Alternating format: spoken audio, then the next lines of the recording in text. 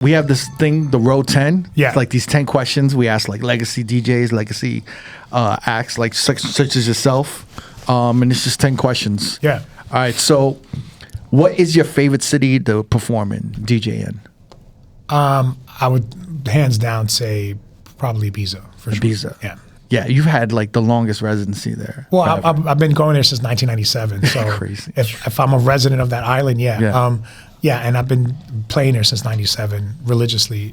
What's different about Ibiza for you? Just the culture. It's not only Spanish native, so you have that real Spanish vibe, but you also have the English kids, the German kids, the maybe not so wealthy type of crowd, and the weather, and the weather, obviously, yeah. But it's just it's a pool of everyone, and that's what I love about music, is that it's for everybody, not just like one sector of kids. Yeah. So on the flip side of that, what's maybe a city that isn't your favorite or that you've never really like connected with? Vegas.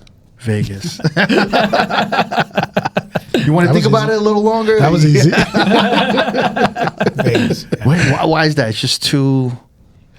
It's too commercial. I think no matter how hard they tried, yeah, it's just it is what it is. It's like listen. I mean, Vegas is a great place to go and hang out and party.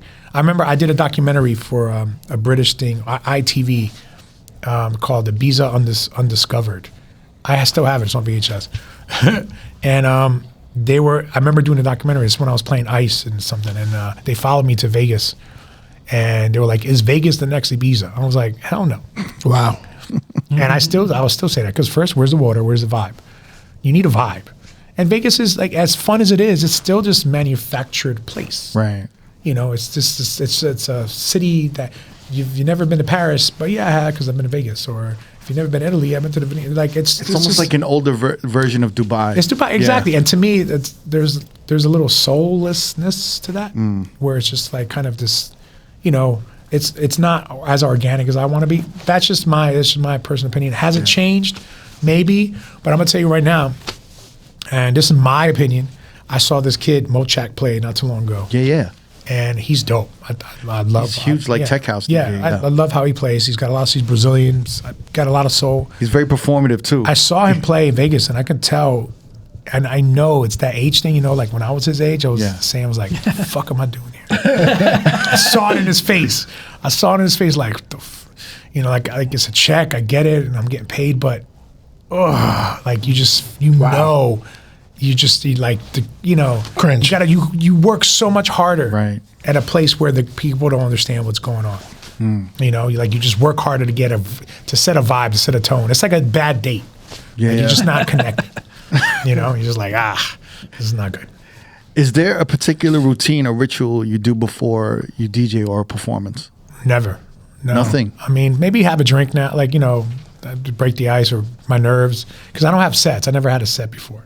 So I just play. But you need to be alone, like, before? Nah, wow. Not really. I mean, no, it can't be chaos. I can't have a green room with like 100 people. Maybe, depending on my mood. As I'm older, it's different. I think when I was younger, it's just like, having a drink and just let me go. And I would always say to the DJ before me, like, you want me to bring it down, slow the tempo, play this? I'm like, no, leave me however you leave me, I'll be okay. Just leave me. I like it. All right. Oh, so what is your most memorable night DJing? That's I don't know. I've had a lot of amazing nights.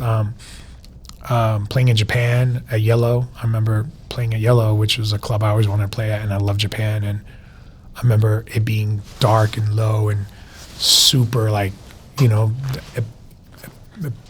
epitome of underground, like, just, and having that essence. And then I also played Love Parade, in Germany to like 1 million people, and that was not intimate, but very amazing. Wow. So there's been a lot of moments of special, and every moment's special in different ways. But after a while, you're doing it. But there's once in a while you have those moments. You're just like, whoa, I can't believe I'm here. Wow. Is there a favorite song that you love to end the night with, or was there a period when you had like this one song that was a signature thing that you ended the night? You know what's funny? Yeah, that could be like One More Time or something, or that's some Daft Punk record. But there was a time where I used to play Philip Bailey and Easy Lover. Easy Lover all the time. Wow. I used to kill that record, yo. And I would play that with house records. I would, and then I would leave it. Like that would be like I'm done. Because it broke out to the Phil Collins drums and That intro's fucking killer though. beautiful. Yeah, It's killer. yeah. So yeah, Easy Lover. What's like your absolute favorite thing to eat after a performance? Like the most gluttonous, like Now? guilty pleasure. Back then or now? Guilty pleasure. Oh, back then, Like- I mean anything. I would just eat anything. Like, I don't know. Depending how drunk I was, but I think now, like just if I'm in LA, the first thing, no matter how I feel, I need an In-N-Out burger. That's just gonna make me just feel good inside. Not a Shake Shack guy? Nah, I actually don't like Shake Shack. What about in New York when you were like club? Was there like a certain spot? Oh yeah, Grace Papaya, man. Oh Wow. Grace Papaya, yo. The grind. The Yo, grind. me and Sneak. I remember Sneak took down like 20-something hot dogs, and I took down like what? 18. Like we went down, and with the banana drink, banana thing. wow. Ooh boy. Did you ever go to Wohop? No, Late night? Oh, in Chinatown? no, I don't think so. Maybe. It's like a basement cash only Chinese food spot. I think so. I think I've been there. Yeah. You had to have gone there. I've been there. I didn't know it was called the Wohop. What profession other than, being a DJ, producer, A&R, label owner, what other profession I think I know where you're going with this. would you have loved to have done? I have no idea. You have I no clue. idea. I would say now, at my age and the stuff I love to do, I love to cook. So maybe as rough and as tough as this profession is being a chef, because that shit ain't easy. Really? But I think I would love to have maybe followed the culinary arts, because I love to experiment. I love to cook. So maybe that, yeah. Most DJs do that because they have to kind of like, the ingredients. You kind Yeah. of got to be. But I really enjoy it. It's like therapy for me. Yeah. It's like, you like music is therapy. Yeah. Like, like music is not sad for me. Like people think Portishead is sad. That's not sad for me. That was like Dummy was my soundtrack in 1994. And there was not one sad moment about that record. I think there's also like something nice about starting and completing something at once. Yeah. Oh yeah, with I cooking, definitely right? started complete, yes. If you could choose any DJ or anyone to mentor you, who would you choose? Wow. There's a few, but any one DJ in particular that maybe I wish I got to spend time with that I never did was maybe Larry Levan or David Mancuso. I mean, just the stories I hear about them, I never met them, obviously. Just kind of seeing how these, because there's a perception that garage music was, the Paradise Garage was a specific type of music. No, he played Grace Jones, he played Talking Heads. Rolling Stones. Again, that's part of why I am how I am. Yeah.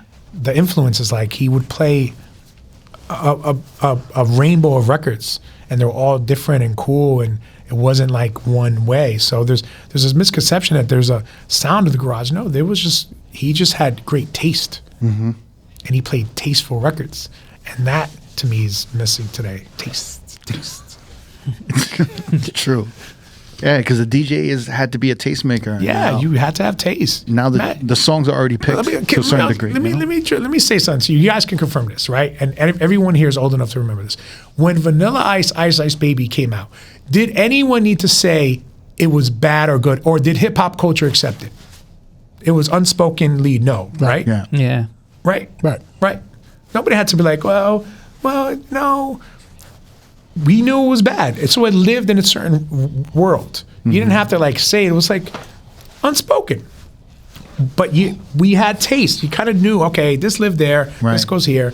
Today, if that record came out, I remember seeing Dave One talk about this. It's like you almost can't say anything bad about a record because people are like, why are you being mean? Oh, everyone gets so butthurt. Like, no, we used to be okay to have an opinion. Right. It was okay to say, this is not real hip hop. This is real hip hop. Yes, I know music is subjective. I get it. But just because a lot of millions of people like the Macarena doesn't make it good. It is what it is. So yes, music sometimes could be subjective, but to me, it's like there's good and bad, and there's a purpose for this and there's a purpose for that. Yeah. For some reason, I don't know where taste is now. Nobody really has taste because now you could put beats over like Waiting for Tonight, Jennifer Lopez, and they're like, this is underground. No, the record was bad then and it's bad now. Wow. Beats don't change it. I mean, No, you're not saying anything wrong. So I don't understand where this whole we lost. It's like everyone's a hater. Like now, if you don't love something, if you're not supportive, you're a hater. Yeah, and I don't think that's yeah. I think Cisco and Ebert wouldn't have a job today. Yeah.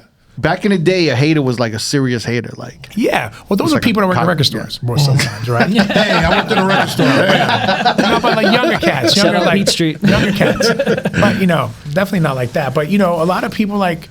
I think it's not a hater or gatekeeper. It's like it's okay to have an opinion and you earned your stripes. If you've been doing podcasting, I know nothing about it, and you're doing this, why can't you speak your knowledge on this without me going, what do you know? Right. What do you know? How many shows have you done? Like, come on. So I think taste is for some reason gone, and we need to get that back, and we need to have opinions back again without people being offended. Yeah. Fine. Cisco and Ebert, said, hey, I don't like this movie, but I'll still go watch it myself and get my own opinion. Yes, they spent years cultivating and watching films so they can earn their stripes and talk about every single genre of movie that they love. For you, that's what they built their platform on. Yeah.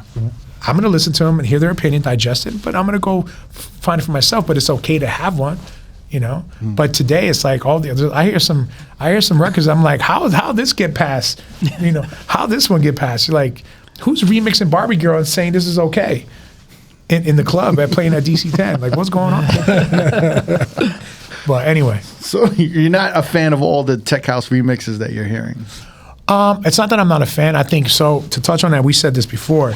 I think we're at an age where doing covers or interpolations or something, an artist is like, here's my new record. And it's like, wait a minute, that's not yours. That song already existed. It's by this artist. You took a song, you remixed it. I get it.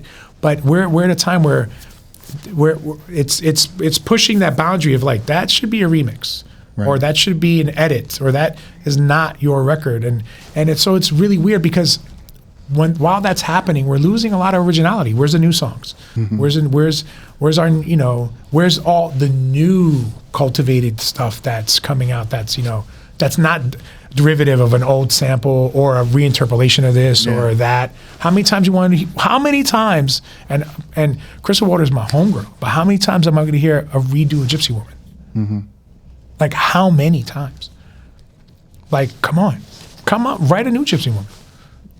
Figure it out. What's good, everyone? This is P-Dot from Reflections of a DJ, the Road podcast. Whether you're just discovering the podcast or a day one listener, if you've been loving the content and want more, here's your chance to support the pod, get closer to the action, and unlock exclusive content by joining our Patreon. For just $5 a month, you can join our Tier 1 Roadie subscription. This is for our loyal listeners who want early access to new episodes 3 to 4 weeks ahead, your name in the credits of every video episode, and access to our exclusive Road Edits pack. For the hardcore supporters, we've got our Tier 2 Roadie for Life subscription for just $10 a month. This is the all-in package. You'll get everything from Tier 1, plus a monthly bonus episode, early access to our exclusive Road 10 and Road Talk interviews, behind-the-scenes content, our In the Crate series, along with unreleased projects. This is your chance to support the podcast and get more of the content that you love. Join the family today at patreon.com/roadpodcast. Check the link in our descriptions. We appreciate you, and let's keep this journey going. It's just such a different time. Like even the crowds, they don't want to hear anything new. Like new music just doesn't resonate. Yeah, sometimes. and it could be that, but it's interesting. We're definitely we're in a creative time. Yeah. Technology's crazy. We got STEM stuff. We have, plugins are getting crazier. Computers are explosive. They're so dynamic. They're powerful. Pro Tools, you don't need the cards anymore. Now the computer is so strong. CPUs are crazy. But we have all this innovation, but where's the creativity? Yeah. There's a difference. So we have excelled with innovation to the point of like, shit, man, we can do almost anything today, but It's crippling now. it's almost crippling. Yeah, it's interesting times. What's the biggest or best lesson you've learned during your time in this industry? I guess being more open and more social. DJing is a lonely or doing this is it's a lonely career. Like you meet a lot of fair weather friends. People come and go. You don't know who's your friends. So for the first part of me doing this, I was very isolated. Like my core group, my friend group, like Armand, Ty, but you don't really make friends because a lot of people. I know a shitload of people, but can I call them? So now I've learned to kind of like just make more friends and be more open and kind of be more like approachable than kind of like now Do you feel you don't really know me. Do you feel like that because you as a DJ you give off so much energy that you kind of have to keep some for yourself? Yeah, you give a lot of yourself. I know I do because I don't it's personal when I'm playing. Right. I really give my all, right. And I'm giving you what I think. You're in a vulnerable right. place when you're doing that. Yeah, because I'm not serving for you.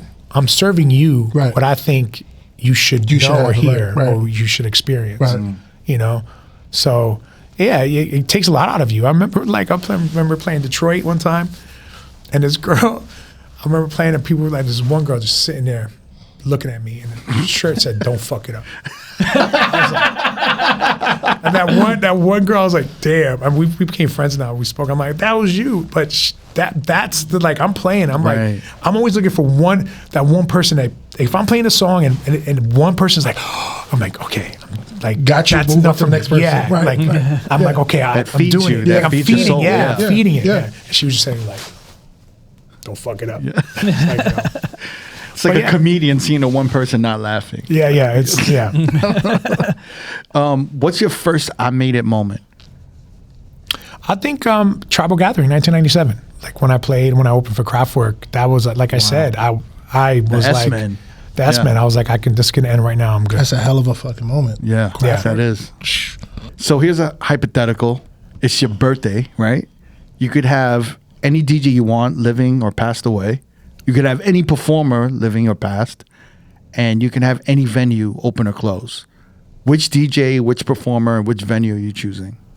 The Shelter. Mm-hmm. And I picked the 3 DJs opening.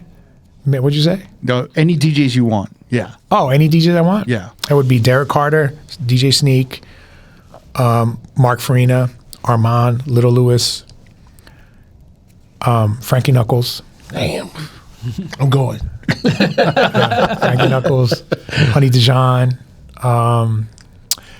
Masters at Work. This is my lineup. So It's like a 24-hour party. No, it's all weekend. It's Friday to Monday. Masters at Work. Todd Terry. Sheesh. Wow. Todd Terry. Jelly Bean Benitez. Wow. Are you going to spin? I might not. I might not because if they're playing, I'm fine. Well, I could keep going. Like who else? Doc Martin. Roger Sanchez for sure. Roger. I think we're good right there. Yeah, the budget is good. That's crazy. No, they're all playing for free. They're all playing for free. It's my birthday. And performer now. Performer? Yeah. Alternate. Oh wow. Crystal Waters, CeCe Peniston. Oof. And I would bring D-Light back together. Wow, nice. Wow. I would find Kier, I would find Dimitri, and I'll find Tote. I'm like, you guys got to do a show for me. One night only. You love D-Light, right? I'm like Bands Reunited. let's bring that back, that show from VH1. Bands Reunited. I remember that. I love that show. Yeah. You love D-Light, right? I think so, because they were like, think about what they accomplished. They really are born and bred from the club culture in New York City. Mm-hmm. Club kids that had one huge record that literally got signed to Elektra that did nothing but club albums and rave albums and were superstars and were literally from the culture. Yeah. Like for real. No different than RuPaul when she did Supermodel with Larry T. That was real. That was authentic as you can get. Yeah. And D-Light is literally we haven't had a D-Light since D-Light. Who is someone you'd like to say thank you to that you never got a chance to thank before? Wow. My brother who passed away. Mm-hmm. Thank you for thank you for teaching me so much about music and helping me understand the realities of club culture and what's happening. And then who else? Probably Frankie. I never got to thank him before he passed. Frankie Knuckles, yeah. Before he passed, say thank you for all the wise words and wisdom and things he taught me, and just little things he would say. And whether we would be on the road, we're connecting to a flight and we're in the same airport and we just shoot the shit. Jenga. And Yeah, Frankie. this is a last bonus question. It's kind of a little cryptic, but if it's your funeral, the only DJs could appreciate this.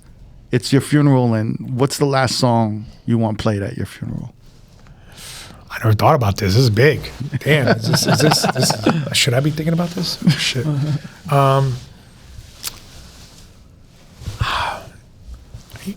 Do you have a trademark song that you go to, or No, I mean, there's so many records, but based on how I'm feeling right now in this moment, Yeah. and that my son Lyric will not stop playing Elton John, I'm Still Standing, I'll probably choose that one. If that happened right now, and I want that shit blasted loud, even though I'm dead, I'm still standing. Wow. Oh, that's beautiful. It's beautiful. It's a beautiful song. Junior Sanchez, thank you so much. Thanks, guys.